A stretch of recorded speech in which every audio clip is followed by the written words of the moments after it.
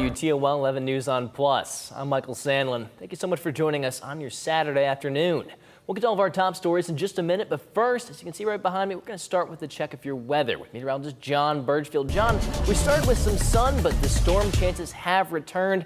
When are our chances of drying out? Yeah, Michael, there is still going to be the risk for some isolated pop-up storms this evening, but dry weather is expected to make a comeback into your Sunday. A few pop-ups down towards Wood and Hancock counties, also up near Monroe, although the main event was that line of storms that rolled through early this afternoon. There is some rain and some downpour south of BG near North Baltimore and right along I-75 back towards Custer and Deschler. There is some lighter rain, not much thunder or lightning to the west. Now, a couple areas on radar I want to draw your attention to. Most of this activity is now moving off into eastern Ohio, although a few of these heavier storm cells could clip Wyandotte and Crawford counties. I'm also watching what's going on back to the west of us in Indiana as some of this rain and thunderstorm activity crosses the state line. Nothing severe, but there could still be some additional showers this evening. I'm going to preview the rest of your weekend and also some reprieve from the humidity coming up in just a bit. Michael? All right, John, we'll see you then. It's now been 1 week since 4 people were shot at the Agenda Sports Bar and Grill in North Toledo. 2 people died in the shooting, and by the end of the week, the city of Toledo ordered the bar to be shut down for 2 weeks. 11 Investigates discovered the bar had its liquor license suspended multiple times in the last few years. That license, held by Tres Hermanos Holdings, was suspended for 5 days in 2021. It received a violation the state labeled as improper conduct. The business also paid a $50 fine. In 2022, its liquor license was suspended again for 3 days, also for improper conduct. My boyfriend just beat the brakes off me. I'm pretty sure he broke my nose. If you move, I'm gonna drop you. You drop me. You wanna hit me, bro? Toledo police have released new details, including video and audio from an incident involving a police officer shooting a man accused of domestic violence. Police say 26-year-old Aaron Soul assaulted his girlfriend at the Eastgate Apartments early Tuesday morning. She and another woman both called 911, reporting he broke her nose. When officers arrived, investigators say Soul opened the door with a gun and refused to drop it. Body cam video shows him pointing it at police. Officers fired, hitting him in the hand. What do you mean? Oh yeah? I'm telling you, it ain't pretty, dog. What? It ain't gonna be pretty. Just go downstairs. Get the out here. Get out here and show me your hands. Get out! Put it down! Put it down! Put it down or what? Put it down! Soul is now in jail on multiple charges, including abduction, assault, and domestic violence. Domestic violence assault victim is expected to recover. No officers were hurt, and we've also learned the officer who fired the gun is 31-year-old Thomas McCafferty. He was also involved and cleared by a Lucas County grand jury for the deadly shooting of Jason Means back in 2023, after Means pointed a shotgun at TPD. Toledo police are investigating a fatal crash. It happened on Secor and Glen in West Toledo. According to the report, a Ford Edge driven by Doris Kruger was traveling west on Glen and pulled onto Secor when she was struck by a woman driving a Dodge Hornet. Police say Doris was pronounced dead at the scene. The driver of the other vehicle was taken to an area hospital with what police are saying were minor injuries.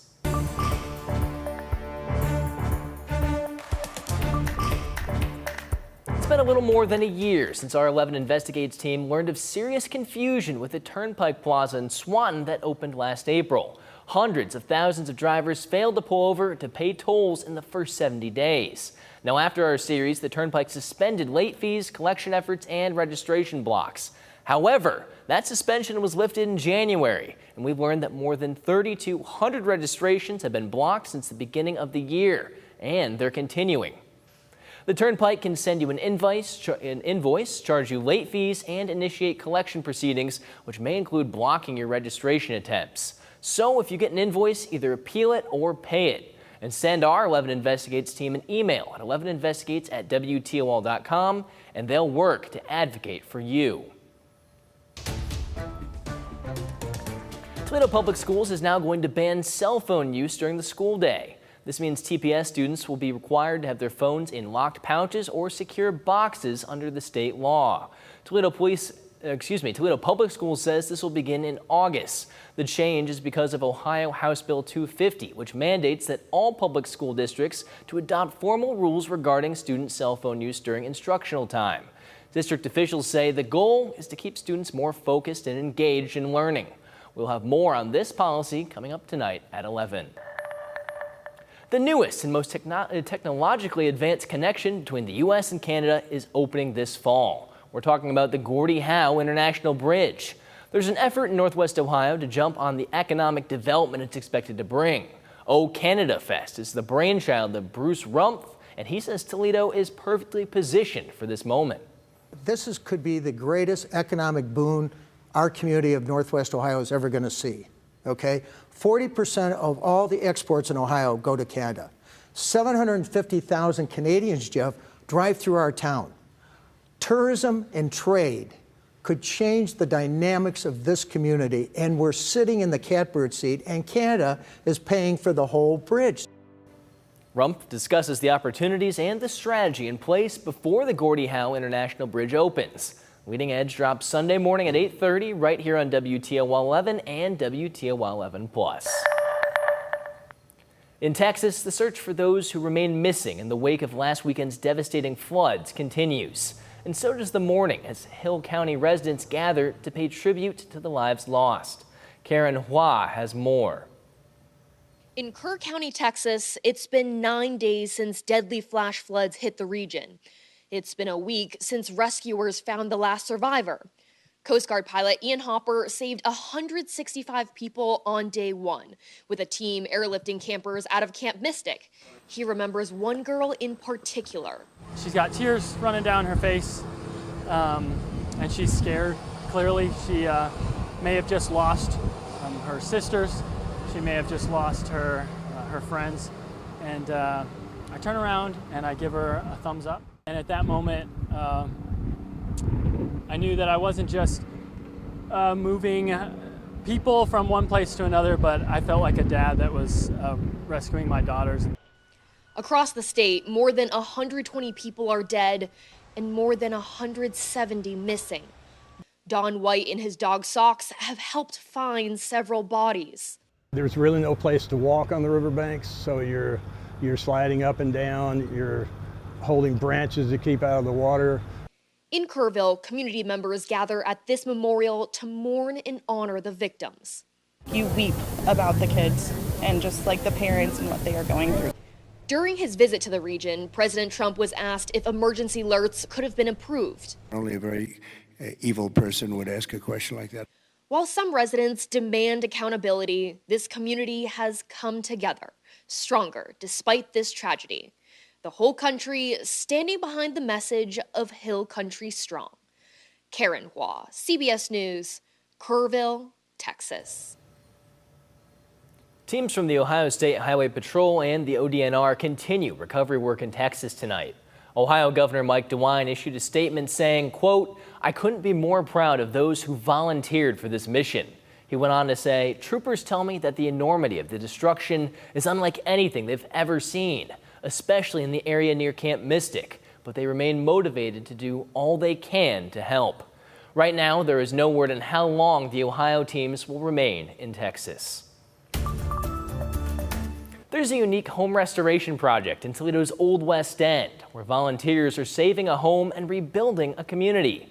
At 624 Delaware, a group of neighbors and volunteers are breathing life into a nearly forgotten home. This morning, participants were taught how to restore, not replace, wooden window frames and put that skill into action at the historic property. But organizers say it's not just about the building, but the neighborhood that surrounds it. How do we put that effort and care back into people, back into our neighbors, back into our community? This is a good way to start. I think we've got a lot of work, but this is a good way to build that rapport, that relationship with your neighbor and other people that really want to do some good work.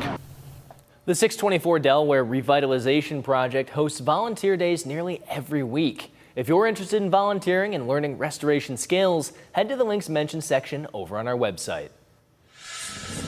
Well, I'm watching some scattered showers and a few thunderstorms that could impact your Saturday evening plans. When do we dry out? And also, what about Sunday plans? I'll let you know coming up next.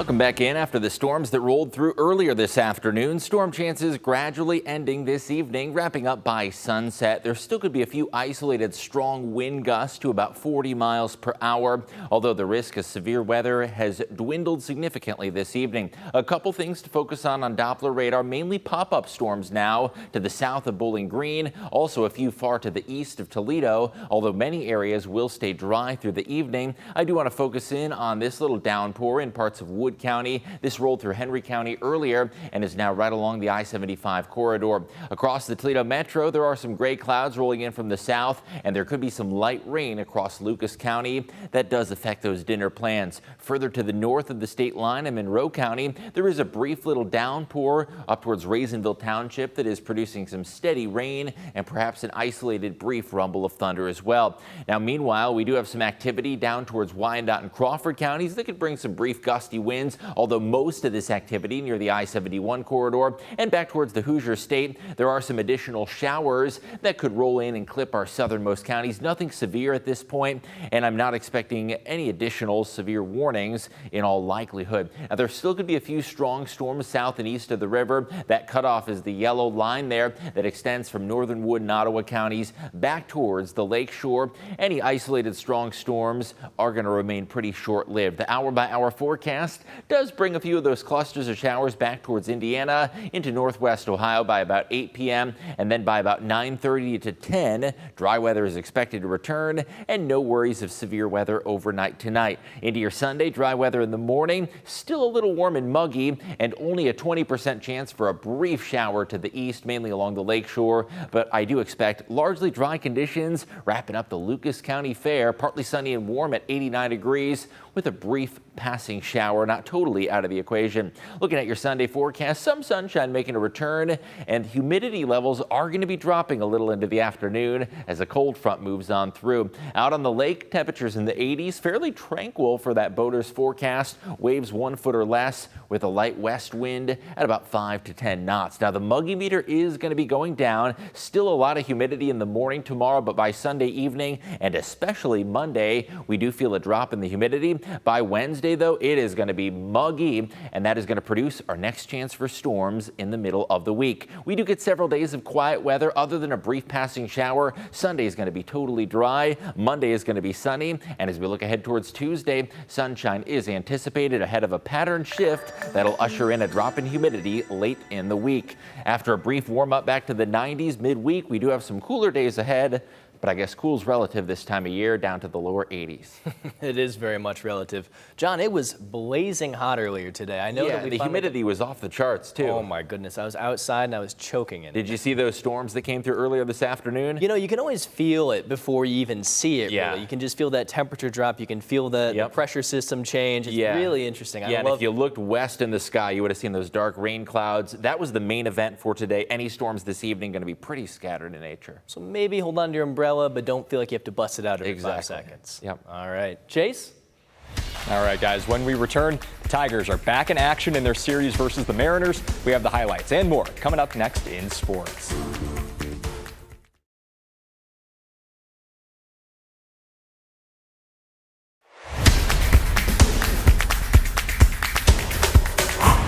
Welcome back. We've almost reached the all-star break of the Major League Baseball season, and the Tigers continue to hold the best record in baseball. This afternoon, the Tigers were back in action with the Mariners. Starting in the bottom of the first, Riley Green pops this one to left field. Ball is caught. Colt Keith makes a run for home. Throw is home. It's high. Tigers strike first. Bottom of the fifth now. Green again gets a hold of it here, again to left field. This time it's over the outfield wall. A 3-run homer for Detroit, still trailing 7-4. Finally, bottom of the 8th, Zach McKinstry rips this one to right field, lasers it to the stands. A 2-run homer for the Tigers. Tons of offense in this game, but not in Detroit's favor. They lose another high-scoring game by a final of 15-7. And check this out. Over at UT, 500 kids got new cleats and athletic gear. This is the Delroy Chance Angel Wings Foundation's 7th annual cleat giveaway. People with the foundation say this was their biggest giveaway yet. The foundation honors Delroy Chance. He was a Central Catholic football coach who died in 2018. Chance's parents started the charity to honor his legacy and be a positive influence on younger kids. And what we're trying to do continually, like I said, to make this a community event. That's what my son was about. What our son was about when he was here. He was always trying to help these kids out. And we promised everybody at his funeral that we will continue to do that. And we are at our 7th year now.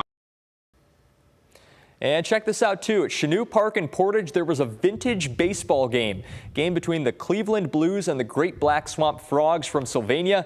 The teams play baseball according to the rules in 1860. They get unlimited pitches at bat. They don't use gloves, and the teams wear uniforms that resemble the kind worn in those years. The guys say it's a fun way to play the game they love. With baseball today, we see rule changes like the pitch clock, and things change and makes for a better game. But playing this way is a great way to talk about the history and share something that we all have a passion about. We have people of all different ability levels that come out and play, but like I said, the one thing that ties everyone together is that they have a love for baseball. So whether it's as a fan, whether it's as a historian, whether they played themselves at some point, that passion is what drives us out here, because we don't get paid to do this. We do this on our weekends for fun, for a love of the game. And finally, the Mud Hens are back in action tonight with Omaha. First pitch is set for just after 8 o'clock. We'll have more on that game coming up tonight at 11. But until then, that's all for sports.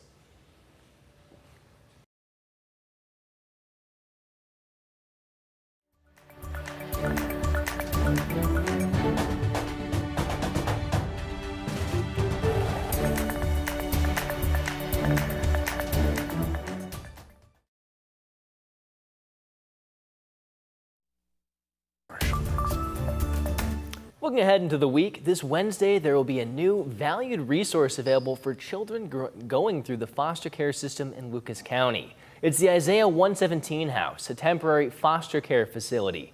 Its mission is to make sure children don't have to spend extended hours at children's services waiting to be picked up by foster parents. We are hosting our Framing the Future event. This is an opportunity to come out and celebrate the groundbreaking for the Isaiah 117 House. An Isaiah 117 House is being built in the Lucas County area for children to go to on the day that they enter foster care. Currently, right now, if you're not aware, when kids enter the foster care system, they go down to Lucas County Children's Services for what could be hours or even days to wait for a foster placement in conference rooms and cubicles. And we want to change that with a safe, comfortable space at our home. The Isaiah House exists right now in 13 different states across 59 locations. It will operate in Northwest Ohio and Oregon.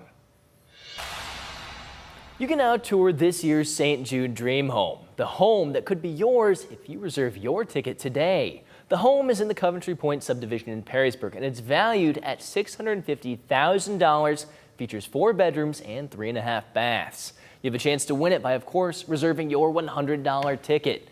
Now, along with the house, you also have a chance of winning a 2025 Honda Civic LX and a Honda electric scooter from Jim White Honda. And if you can't make it out to the home this weekend, there will be another open house and more still until August 3rd. If you haven't already reserved your ticket, just call the number on your screen or scan that QR code in the bottom right.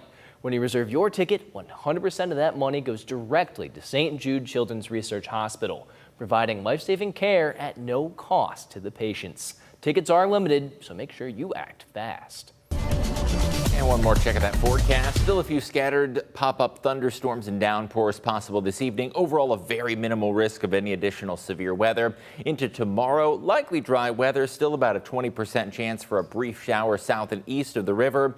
Dry weather Monday, still warm but lower humidity. And the heat builds Tuesday and Wednesday, followed by some comfortable days ahead.